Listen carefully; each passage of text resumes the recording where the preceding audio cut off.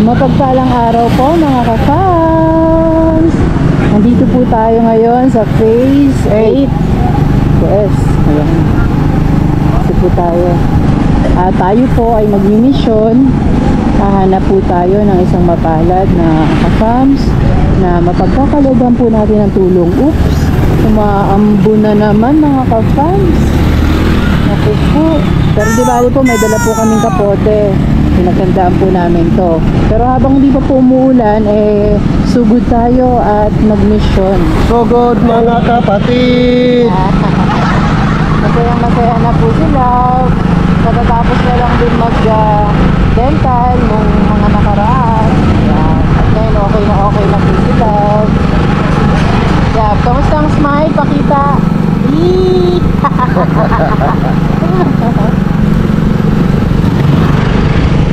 Diyan po ba yung palengke? Opo. Taga rito ako, huwag ka mag-alala. Ha?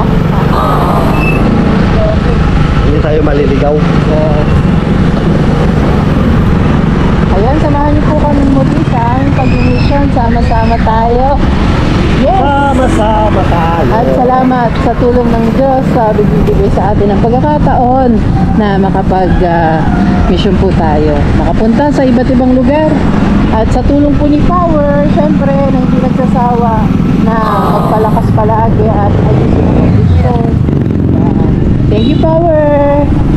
At syempre po, salamat po sa lahat ng sumusuporta sa atin. LV Vlogs family, maraming salamat sa inyong pagmamahal at suporta. Sa lahat po ng viewers, subscribers, at mga sponsors, maraming salamat po sa walang sawa na pagsuporta at pagmamahal sa ating pamilya, LV Vlogs family.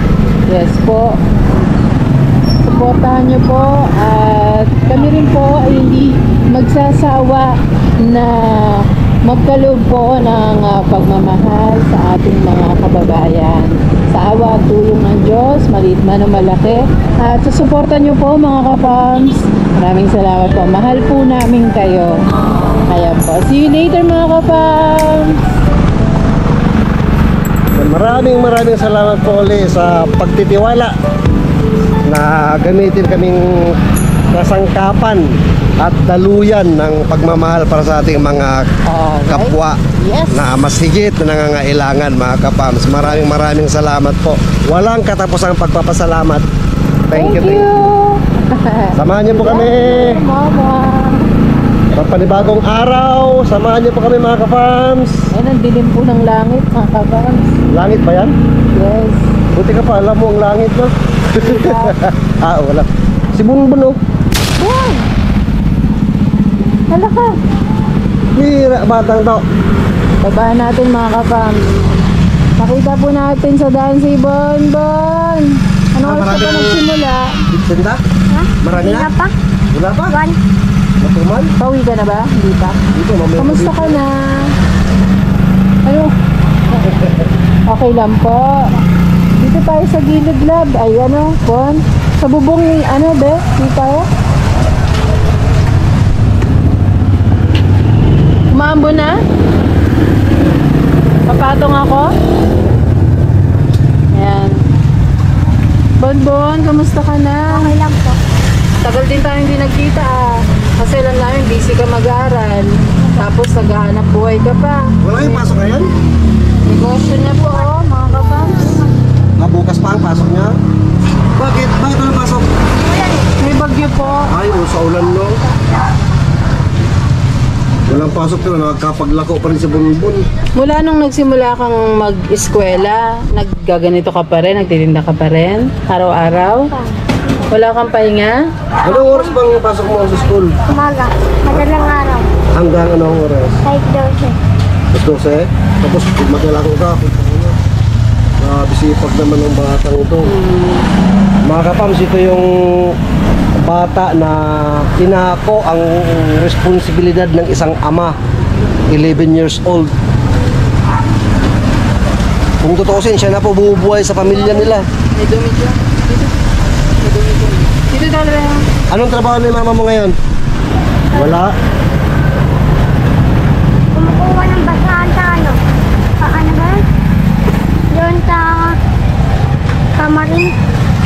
Tapos? Yun nilalako mo.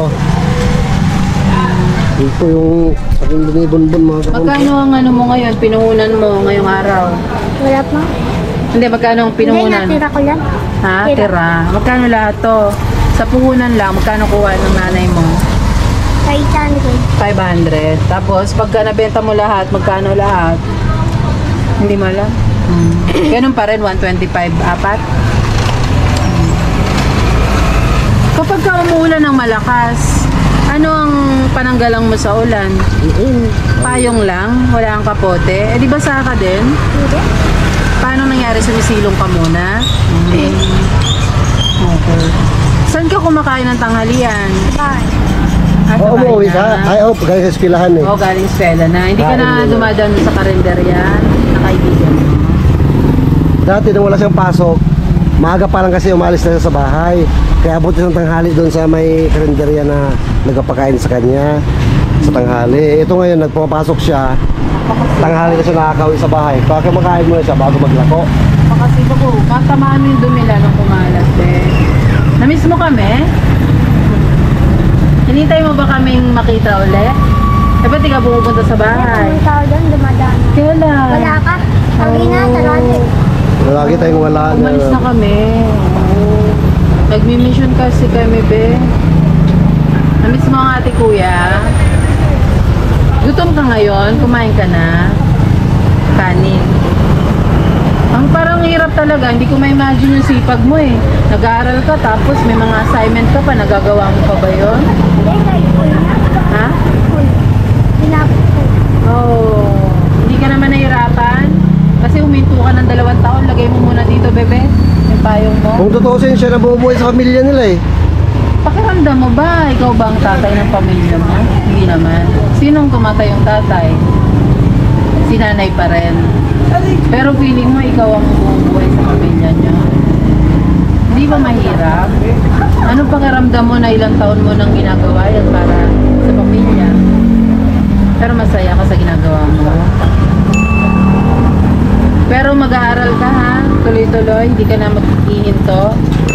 At nandito naman ang ate kuya. Kompleto naman gamit mo sa school? Aalala sa'yo. Kompleto. May mga projects kayo, wala pa naman. Meron na. Anong project nyo? Na-drawing mo na? Oh, ikaw, Gusto mo magaling. drawing? Magaling ka mag-drawing? Hindi. Tinuruan lang ako. Ano pa? Tinuruan lang ako. Tinuturuan din. Ano nga gusto mo paglaki? Police? Bakit police? Manghuli na. Manghuli lang? Sama. Nakasama. Masasama. May experience ka ba noon na masasamang tao ginawa sa inyo? Anong nangyari sa buhay niyo noon? Ninakawan kami. Nang ano? Pero, Sa loob ng bahay, pinasok kayo? Oo, kaya pala gusto niya maging pulis. Kinuha lahat ng mga pera niyo? hindi. Ano lang. Inipon. Yung ipon nila. Mula nung araw na yon kaya gusto mo maging police? So tingin mo, kaya mo naman kaya maging pulis. Matapang ka eh, So no? pag natyaga lang, magsisipag lang, masipag ka naman. Yung tyaga na lang, matyaga din siya eh. Kung tutusin talaga mga kapams no, sa realidad, halos siya nabubuhay na sa pamilya nila eh. Yung si mama niya, yun ang umaangkat ng mga ito, doormat. Tapos siya yung taga-benta, maglalako siya hanggang gabi. Nakakaabot pa ng SM Fairview. Namiss ka din ng mga ka-fams natin, batiin mo naman sila. Mga ka-fams, kamo. Hello mga. Takasan mo. Hello mga pal. Bulol kasi si Bonbon. Apir. Yun si Bonbon, idol kita eh. Idol Sipag kita na eh. bata ka. 11 years old, nagtatrabaho, nag-aaral. Ano eh, bibigay mo lang yung pera o ikaw na rin bibili ng ulam nyo? Pera lang. Sabi May ulam na sa bahay. Si mama Kasi niya pag din si nanay, no? Ayaw niya na magtinda ng banana cue. Walang pera. Saka may kapatid siyang bata eh, maliit. Ay, kung gusto ni kapatid mo na ng ano, dinalaw na may sakit. Magaling. Magaling na. Ilang taon na yung anak, kapatid mo? Ano, mag-8.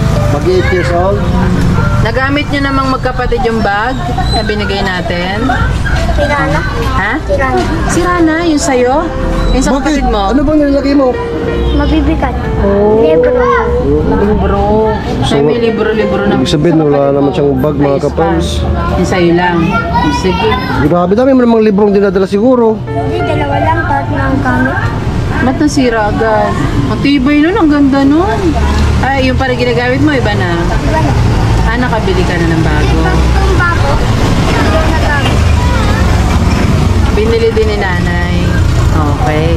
Ay, shoutout kay nanay ni Bonbon po. Nanay, kamusta po?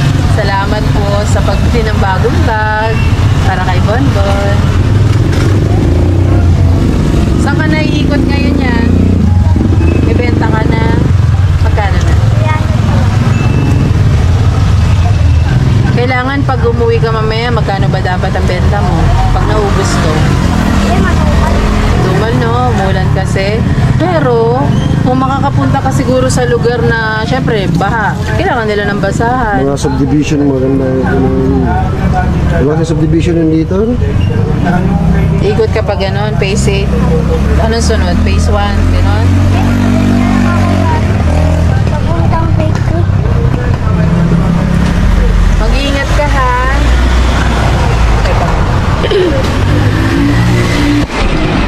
Opo, mga kapatid, nasalubong lang po namin dito sa may, ano to? Phase 8, malayo na ho to sa amin. Dagdag mo pang merienda, Ben. Pag merienda pa, pag nagutom ka, ha? Masaya ka? Nakita mo ang ate kuya? Sipag Di ko marinig, ano sabi mo? Salamat po.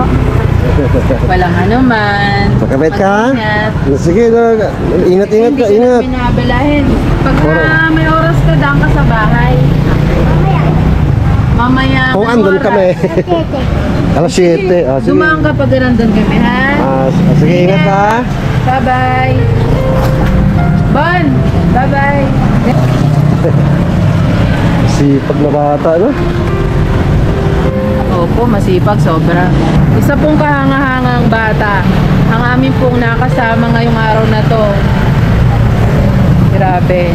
Isang batang ama na siya na pong nagtataguyod sa kanilang pamilya. Isang 11 years old na inaako ang responsibilidad ng isang ama. Kasi masakit man pong sabihin, pamanaw na yung kanilang ama. Opo. At 4 sila magkakapatid yata, no? 4. Opo. Tapos yung pinakabunso is 8 years old na alaga rin ng mama nila sa bahay. Kaya siya po yung naghahanap buhay para sa kanilang pamilya.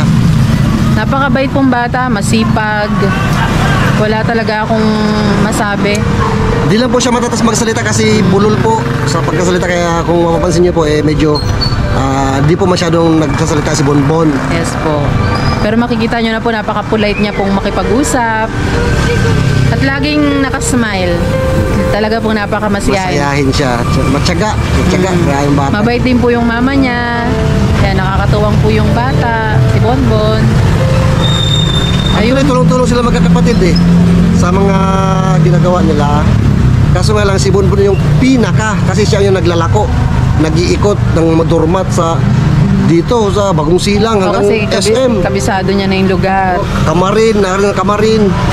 May mga suki na din siya. Nag-aaral, naghahanap buhay, nagninegosyo, grabe, idol. Madaling araw pasok niya hanggang alas 12 ng tanghali. Tapos pag-uwi ng bahay, ayun, kakain, tapos maglalako na. Dati-dati po, nung wala pang pasok, mula umaga po, naglalako na siya. Tapos pagkatanghali, may dinadaan siya isang karinderya, pinapakain po siya. Kilala na rin siya. Tapos yun, tuloy-tuloy yun ng gabi. Yan, Bonbon. Pag napanood mo tong video na to, mag-iingat ka, masaya kami at nakita ka namin. Mag-iingat ka palagi at kung may time ka, daan ka lang sa bahay. Yan. Kasi madalas po, wala po kami, dumadaan po pala siya. So sana mabutan mo kami sa bahay, daan ka lang. Welcome. Tuloy-tuloy lang Bonbon sa pagtulong kay mama mo, ha.